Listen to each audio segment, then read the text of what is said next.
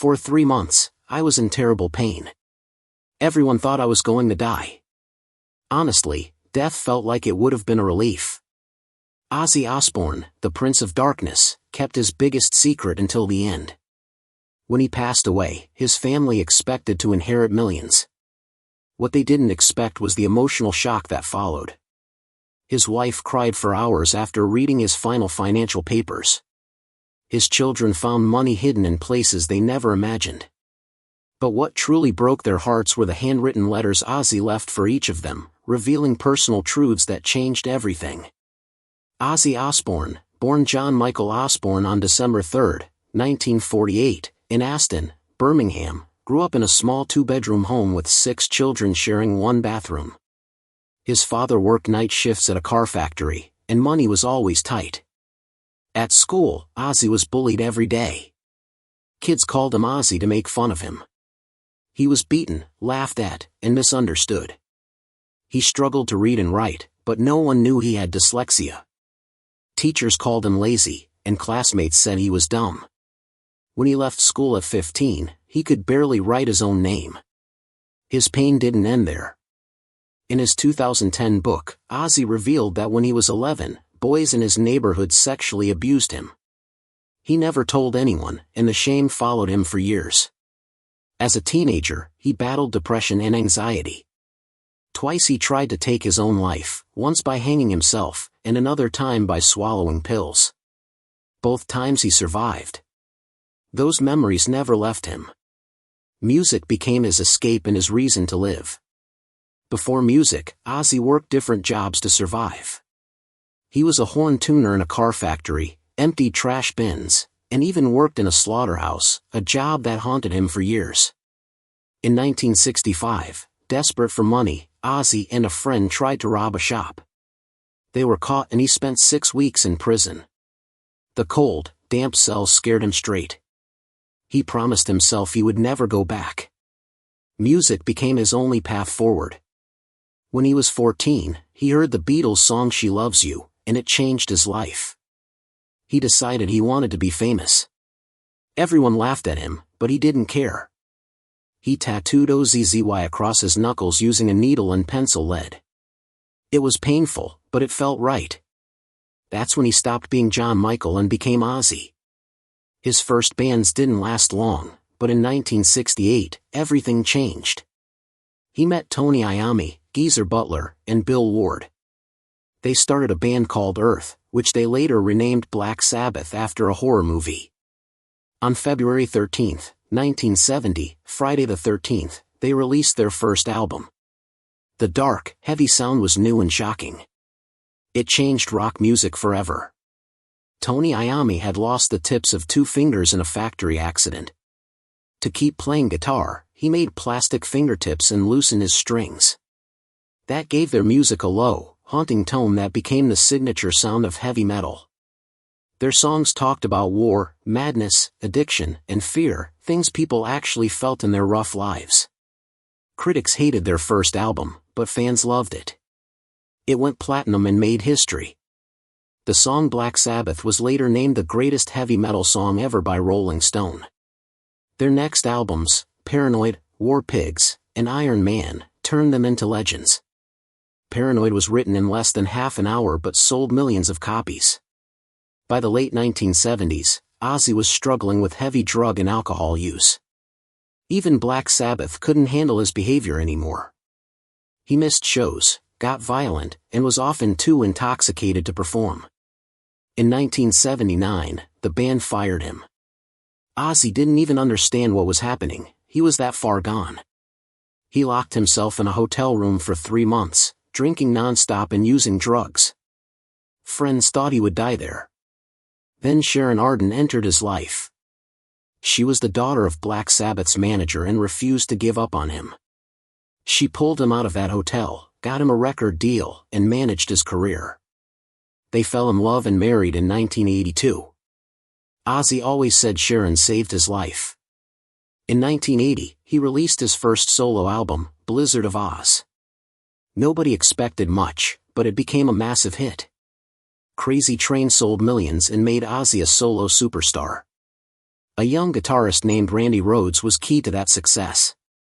His mix of classical and metal styles created a sound no one had heard before. Ozzy called him a gift. But in 1982, tragedy struck. Randy died in a plane crash at just 25. Ozzy was devastated, but he kept going. His albums Diary of a Madman, Bark at the Moon, and No More Tears all went multi-platinum. He proved he wasn't just surviving, he was creating a legacy. Ozzy also became known for his shocking stunts. In 1982, he bit the head off a bat during a concert, thinking it was fake. He had to get rabies shots afterward. He once bit 2 doves at a meeting, horrifying record executives. Fans never knew what he'd do next.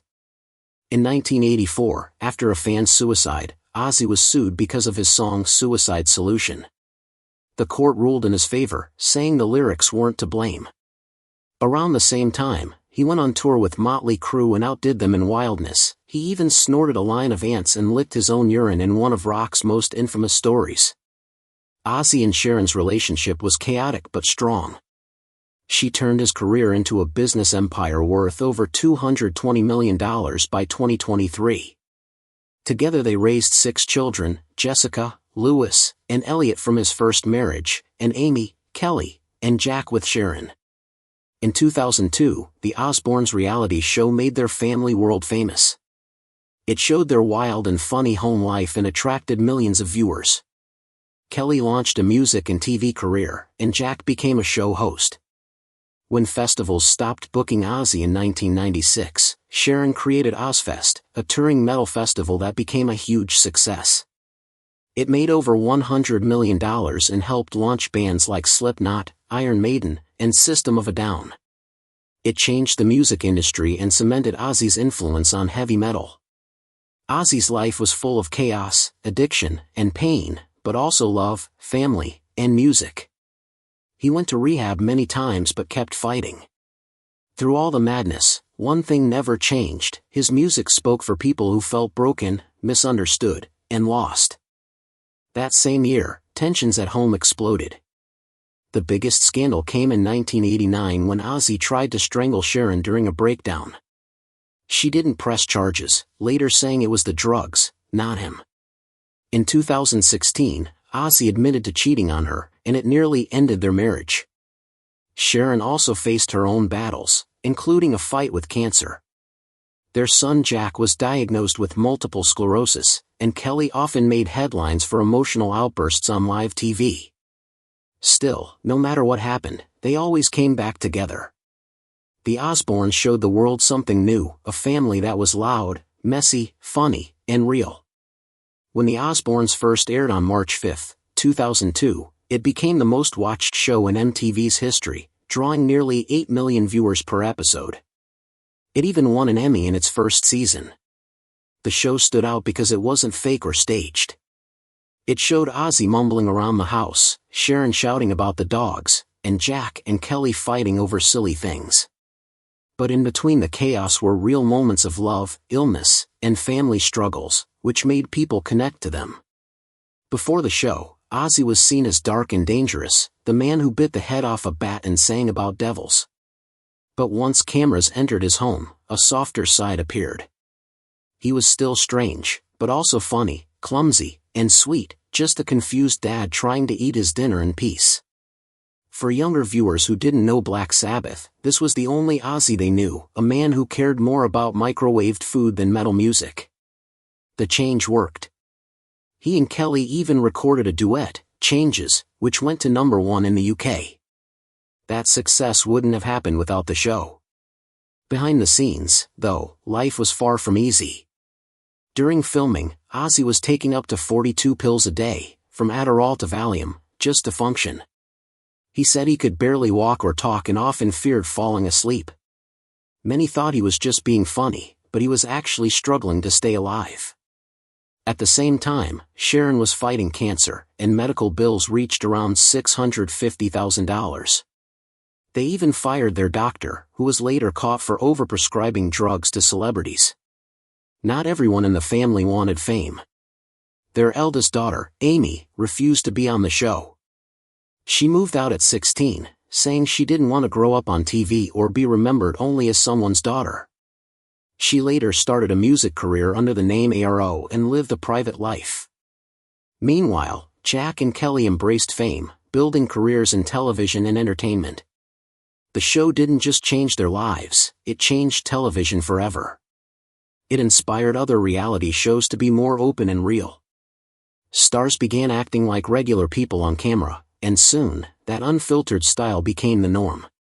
The Osbournes paved the way for shows like Keeping Up with the Kardashians and The Simple Life. It blurred the line between private and public life, and suddenly, fans wanted to know everything about their idols. Away from TV, the Osbournes lived large. In 1993, Ozzy and Sharon bought a massive house in Buckinghamshire that was once a hospital. Jack claimed it was haunted. Later, they moved to Los Angeles and bought a $12 million mansion with 6 bedrooms, 11 bathrooms, and a movie theater. They also rented a Beverly Hills home once listed for $27 million, costing $50,000 a month. Their homes became as wild and famous as their lifestyle. Ozzy's fortune came from more than music. By 2004, he had earned over $50 million from merchandise alone, shirts, toys, and collectibles. His tours, especially Ozfest, brought in another $35 million. He even became a video game character in Guitar Hero World Tour, letting fans play as a cartoon version of him while listening to Crazy Train. It introduced him to a whole new generation. He also appeared in unexpected commercials, from I Can't Believe It's Not Butter to Samsung phones. In one ad, he joked about not knowing how to use a smartphone, making people laugh at his confusion. He even endorsed iced tea, beauty products, and slot machines, always keeping his image fun and unpredictable. In 2016, Ozzy and Jack launched a travel show called Ozzy and Jack's World Detour. It wasn't scripted, they visited historical sites, strange museums, and even made samurai swords in Japan. Watching Ozzy react to history with childlike wonder showed a new, softer side of him. It was funny, touching, and proved that even after decades, people still loved seeing the real Ozzy. In 2010, Ozzy released his memoir I Am Ozzy. The book was a huge success, topping bestseller lists in both the US and UK. He shared wild stories, near-death experiences, addiction, insane stunts, and moments of redemption. It gave readers a deeper look into the man behind the music and became one of the most talked-about rock memoirs ever written. His final years, however, were filled with pain. In 2019, a simple fall at home caused major damage to his back. Years earlier, a 2003 quad bike accident had already broken several bones and injured his spine. The fall moved the metal rods in his body, causing unbearable nerve pain. He had surgery but continued to suffer. He later revealed he had secretly been battling Parkinson's disease since 2003. Some days, the pain was so bad that he hoped not to wake up, but fans never stopped supporting him. On July 5, 2025, Ozzy returned to Birmingham, where it all began. At Villa Park, he performed one last time with Black Sabbath. Sitting on a throne because he couldn't stand, he sang with all his heart. Metallica and Guns N' Roses joined the tribute. The crowd cried as he thanked his hometown and said it was time to give back. The concert raised money for local charities and marked the end of an era. Even in his 70s, Ozzy kept surprising the world. In 2022, at age 74, he won a Grammy for Best Metal Performance for Degradation Rules from his album Patient No. 9, featuring Tony Iommi. Despite his health struggles, he proved he still had the power to outshine younger artists. When Ozzy passed away on July 22, 2025, at age 76, his entire family was by his side: Sharon, Jack, Kelly, Amy, Jessica, Lewis, and Elliot. The world mourned. Elton John called him immortal. Sharon shared her heartbreak publicly, posting old photos and thanking fans for their love. Even after his death, Ozzy's story wasn't over. His family announced a new documentary featuring unreleased recordings and letters he had written over the years, confessions, regrets, and behind-the-scenes stories from the Black Sabbath days. Fans were shocked. Even in death, Ozzy still had things to reveal. He left behind a $220 million fortune after selling more than 175 million albums. Ozzfest alone made over $100 million. His money went to Sharon, their 6 children, and charities supporting Parkinson's research in children's hospitals. The family also earned $30 million from selling their homes. Sharon managed his estate, ensuring each child got their share and protecting his music rights. His final memoir, Last Rites, was scheduled for release in October 2025. Jack and Kelly built their own wealth, each worth around $15 to $16 million. The Osbournes became more than a family, they became an empire. Ozzy earned more than any other Black Sabbath member, even $80 million more than Tony Iommi. His success was about more than money. It was proof of how far he had come, from a poor boy in Birmingham to one of the most influential figures in music history. Black Sabbath created a sound that changed rock forever, and Ozzy became known as the godfather of heavy metal. But his biggest legacy came from showing the world his real self, not just the wild rock star, but the flawed, funny, and deeply human man behind it all.